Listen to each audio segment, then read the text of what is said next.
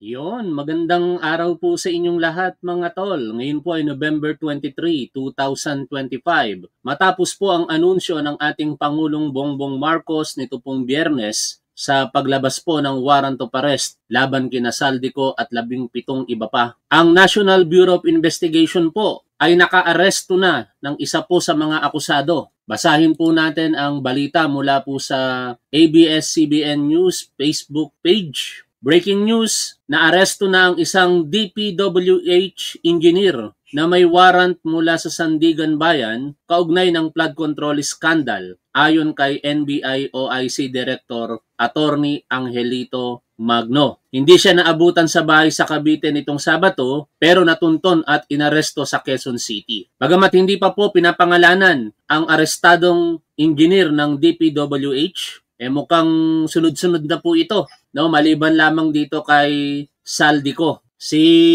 dating kongresista Saldico, pinaghihinalaang nasa ibang bansa po ito Partikular nasa Europa na ngayon. At ang kaukulang aksyon na ginagawa po ng ating gobyerno dito, ayon po sa ating SILG na si John B. Cremulya, ay ang pakikipag-ugnayan sa Interpol at pag-place dito kay Saldico sa red notice. Ang ating Department of Foreign Affairs, inaantabayanan din po natin kung agad-agad ba nilang magagawang kanselahin na ang pasaporte nito pong si Saldico. At dahil nga po sa mga pag-aresto na isinagawa ng ating kapulisan, partikular sa pagsisilbi ng warrant of arrest kay Saldico sa isa pong tahanan niya o pag-aari diyan po sa Taguig, nagpahayag ito pong si Kiko Barsaga, ang kongresista ng isang distrito diyan sa Cavite, ng parang pang-aalipusta sa ating mga kapulisan. Ayon po sa kanyang page na Congressman Kiko Barsaga na meron pong 1 milyong followers, I quote,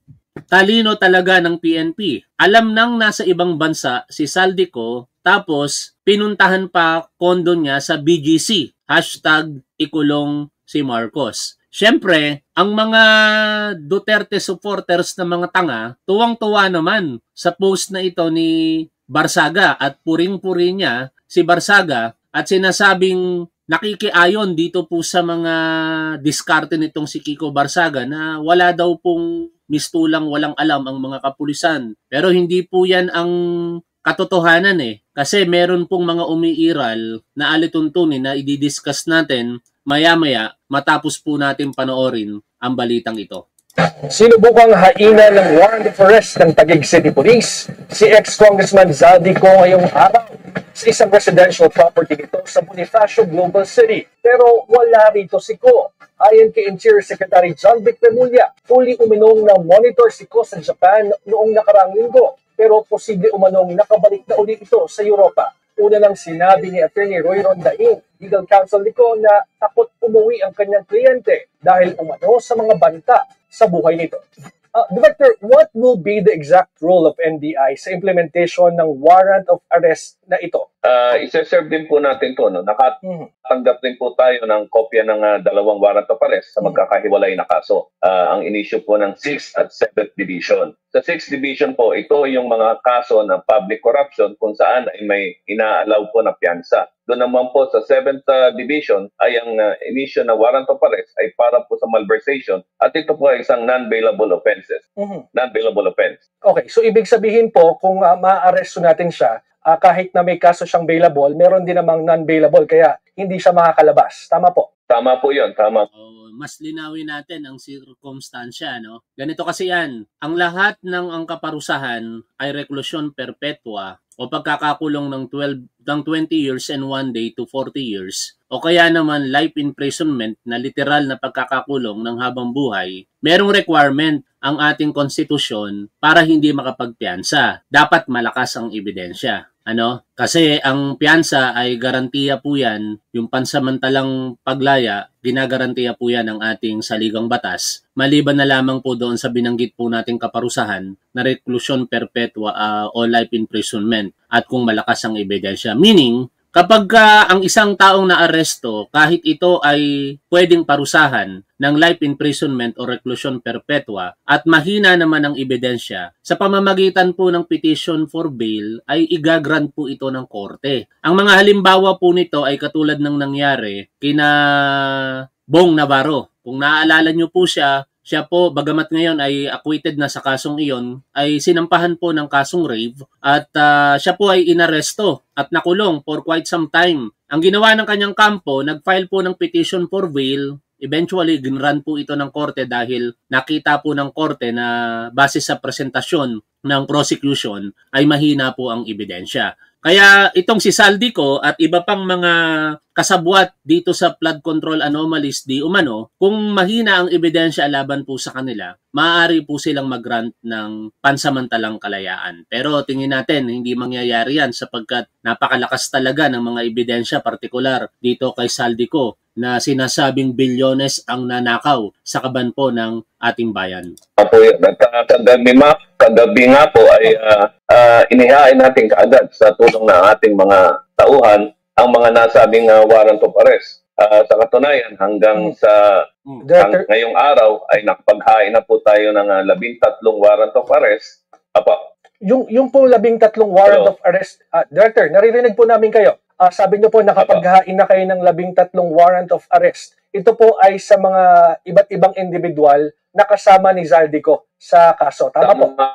Nawawala yung signal sa interview. Hindi maganda yung public corruption at sa malversation. Tama po yun. Ito po ay yung mga kasama niya, co-accused niya sa kaso dito sa kain po natin to sa mga well-known addresses nila. Okay. Director, pakipaliwanag lang po kasi itong PNP ay nagsiserve na ng warrant sa mga known address ni Zaldico, although ang pagkakaalam po nga natin ay nasa ibang bansa siya. Bakit po kailangan gawin ito? Ito po ba ay standard operating procedure sa law enforcement o nagbabaka sakali lang tayo na baka nandito pa siya sa Pilipinas? Nung natanggap po natin itong mga arrest warrant ay naggawa na po tayo ng implementation ng warrant of arrest. We have served at least 13 service of this warrant of arrest to different individuals na co-accused po ni Zaldico for these cases. Pero nahuli po ba natin sila? Hindi responsive yung sagot ni NBI Director Lito Magno. Tayo na po ang sumagot dito po sa katanungan ng reporter. Ang tanong ng reporter ay kung ito po ba ay bahagi ng standard operating procedure ng ating law enforcement agency. Para maunawaan po natin yan, dapat alam po natin yung revised rules on criminal procedure. Bilang dating pulis, pamilyar na pamilyar po ako dito at hindi ko na rin po mabilang kung ilang warrant of arrest sa aking serbisyo ang na-implement namin o kasama ako sa nag-implement sa mga akusado. Ang aresto kasi, dalawang uri yan mga tol. Yung pag-aresto ng walang warrant of arrest at yung pag-aresto ng may warrant of arrest. Parehas po yung mababasa sa Rule 113 ng Criminal Procedure. Ang pag-usapan na lang natin ngayon, yung pag-aresto ng may warrant of arrest. Paano nagkakaroon ng pag-aresto ng may warrant of arrest? Siyempre, nagkaroon muna ng krimen, pero hindi nahuli sa akto yung gumawa nito. Otherwise, warrantless arrest ang mangyayari. Kapag hindi nahuli sa akto, katulad nung nangyari dito kina Zaldico, dadaan sa normal na proseso. Regular filing, syempre, pagsasagawa ng investigasyon, pangangalap ng ebidensya, and eventually, pagdetermina ng probable cause, at ngayon, ang nire-require ay dapat mayroong kasiguruhan na ito ay makukonvict bago po ito iaakyat sa korte. Kapag inakyat na po ito sa korte, merong tinatawag na judicial determination of probable cause. Simpleng gawain lamang yon, ministerial sa parte ng korte, na i-determine niya lang kung may probable cause at automatic na yon dahil ang basihan na rin yung determinasyon ng probable cause ng prosecutorial body, in this case, ang ombudsman. And kapag meron na pong probable cause na nakita ang korte, magre-release po ito ngayon ng warrant of arrest. Ang ingay ni Mamba. Masaya na naman si Mamba at saka si In. Sana dire-diretso na yung paggaling nila, Pag inisyo na po yung warrant of arrest, nakalagay po doon sa mandamiento de arresto na yon ang pangalan ng akusado at kung sino pa, saka yung kaukulan nilang kinakaharap na legal na problema o yung paglabag nila sa batas, saka yung criminal case number. And sa body po nito, nakalagay din doon yung to any peace officer of the law, Tapos yung detalye ng kaso, yung pagkakakilanlan, kung saan nakatira, and so on and so forth. And syempre, to any peace officer of the law, kasama po dyan ang National Bureau of Investigation at in this case, pinapaliwanag nga sa atin ni NBI Director Lito Magno na nakapagsilbi na sila ng 13 warrant of arrest. Sa kabilang dako, ang PNP naman ay nagsisilbi na rin ng warrant of arrest partikular sa isang pag-aari nitong si Saldico. Ngayon, yun ang malaking katanungan dito na inaalipusta nitong si Kiko Barsaga. Meron bang katangahan o kawalan ng kaalaman sa ginawa po ng PNP? Wala po. Katulad nung tanong ng reporter kung ito po ba standard operating procedure, opo, ito ay standard operating procedure na dapat ipatupad regardless kung nasaan ang akusado. Kahit alam mo na ito ay nasa ibang bansa, dapat ipatupad mo ang warrant of arrest sa loob lamang ng 10 araw. No, kaya ang gagawin diyan ng PNP katulad nung ginawa nila, isa-serve nila ito doon sa last known address in this particular case sa condo diyan po sa BGC Taguig City. Ano ang kahalagahan bakit kailangang isilbi kahit alam mo naman na wala ang tao doon? Merong kasing gampanin ang ating law enforcement agency na makatapos ang 10 araw, dapat nakasilbi na ito. At sa loob ulit ng 10 araw, dapat ma-return nila ito sa issuing court. Ibig sabihin, kapag hindi po nagawa ng PNP na isilbi ito doon sa period na sinasabi po sa rules on procedure, magkakaroon po ng administrative lapses dito or non-performance sa duty itong mga kapulisan na maaaring magresulta sa kanilang administrative at criminal na kapabayaan.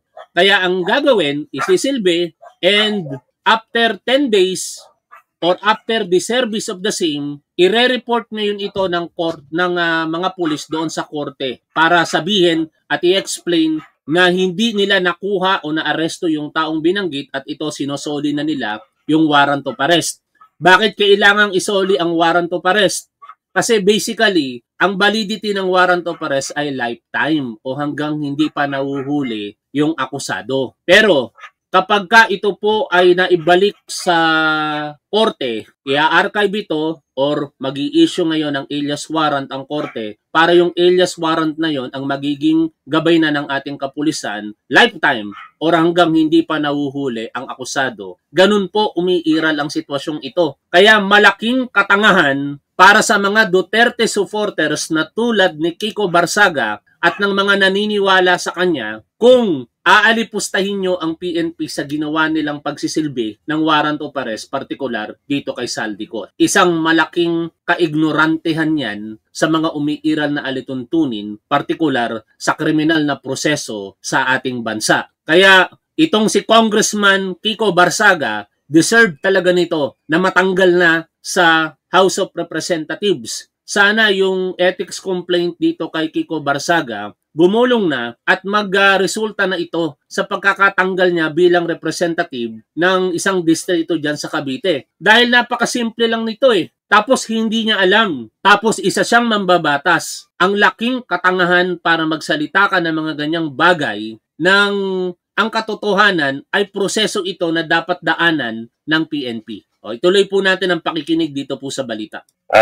Unfortunately, wala na po lahat yung mga nasabi nating pinaghahanap at ang sinasabi po ng mga nakausap o yung mga dinatnan sa kanilang mga tahanan o addresses ay wala na daw po. At matagal na hindi nila nakita. Yung iba naman po ay sinasabing wala nang nakatira doon sa bahay na yun for quite some time. Okay, di ba alam na po ba natin yung exact location ni Saldico? Dahil po nasa ibang bansa na siya, paano po natin siya maaaresto?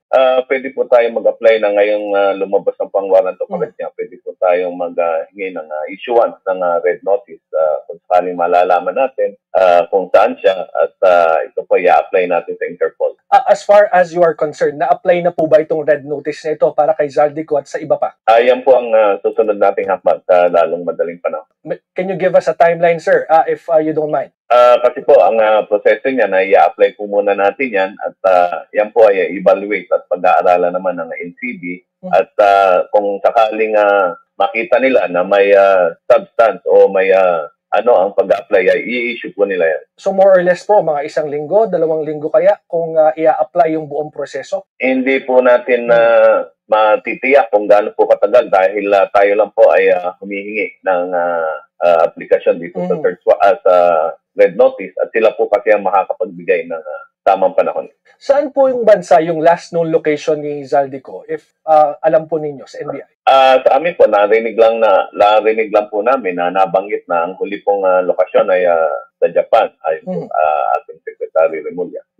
Pero kami rin po ay gumagawa ng sariling pag-track sa kanyang location. Pakipaliwanag nyo lang po sa atin, Director, kapag humiling po tayo at nag-grant itong red notice ng Interpol, ano po ang mangyayaring susunod? Usually po, kung siya ay meron na po tayong red notice at siya po ay nakita ng isang member state ng Interpol, siya po ay pwedeng i-hold, hulihin at ibalik dito sa ating bansa. Okay. So may mga move po ngayon na kanselahin na yung passport ni Zaldico para hindi na ito makabiyahe pa. Sinabi rin po ng DFA na maaari lamang nilang kanselahin yung passport ni Ko kung may utos na galing sa korte na gawin ito.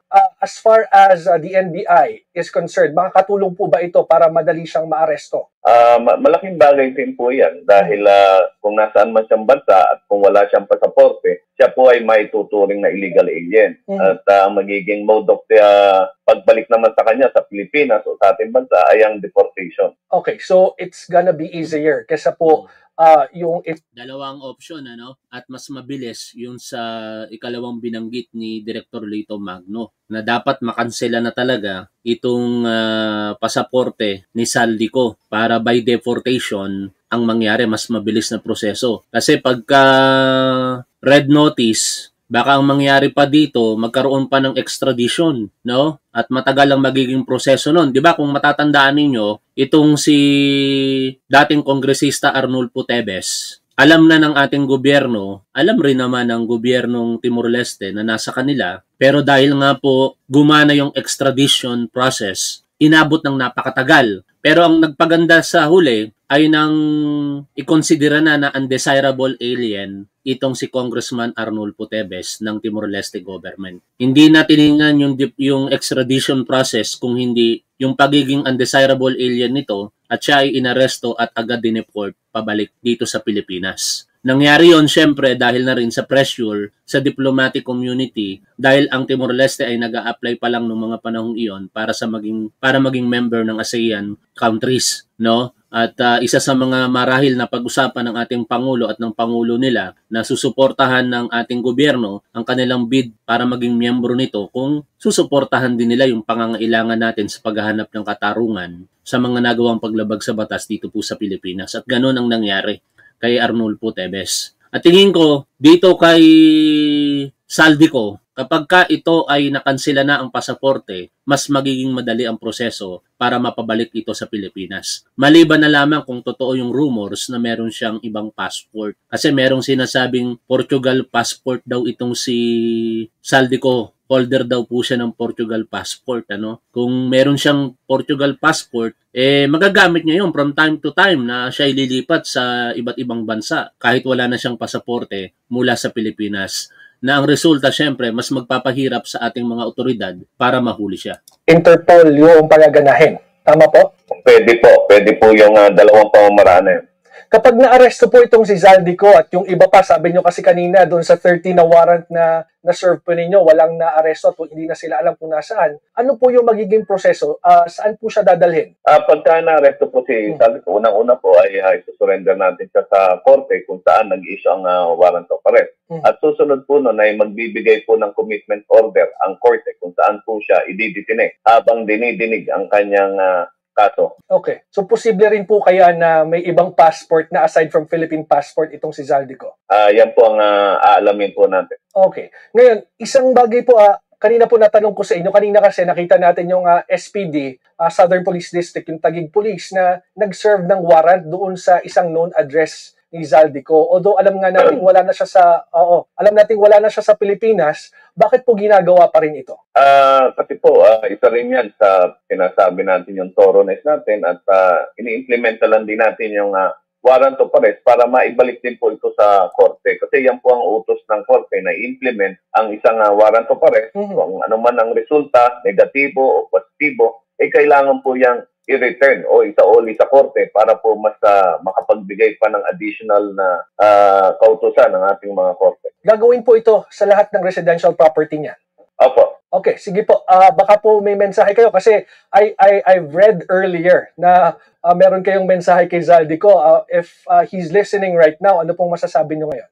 Yun nga po, binabanggit sana natin na kung maaari ay sumuko na sila para mas mapabilis po. Reaksyonan lang natin yung sinabi ni Director Magno sa katanungan ng reporter na gagawin ba ito sa lahat ng residente ni Zaldico. Actually, not necessary na. Kasi kung talagang merong intelligence or impormasyon na si Zaldico ay nasa ibang bansa, sapat na ang isang known address ni Zaldico na pagsilbihan ng warrant of arrest. Yun lang naman ang basis magkaroon ng service of warrant and i-return ito sa loob ng 10 araw sa korte na nag-issue po nito. And thereafter, syempre, mag-i-issue na ng alias warrant ang korte. Yun lang. Kung lahat ng residential places nitong si Zaldico ay pagsisilbihan pa ng warrant of arrest na alam naman natin na wala doon, si Zaldico, waste of resources po yun. Kaya tingin ko, medyo dapat isaalang-alang ng NBI yung punto na yon na ngayon naisilbi na yung warrant of arrest kay Zaldico. At maliban na lamang kung meron silang impormasyon na wala naman pala sa ibang bansa itong si Zaldico kung hindi nandito sa Pilipinas at doon sa lugar na pagsisilbihan nila ng warrant of arrest, nandoon si Zaldico. Yun lang yung maaaring maging circumstansya doon. Hanggang dito na lamang muna mga tol. Maraming salamat sa patuloy po ninyong suporta sa ating gobyerno, sa ating Pangulo, at sa ating programa. Happy weekend, happy Sunday po sa inyong lahat. Shout out po sa inyong lahat. Lagi po natin tandaan kung ano po ang tama at dapat, doon po tayo. Keep safe, see you always. Bye for now mga tol.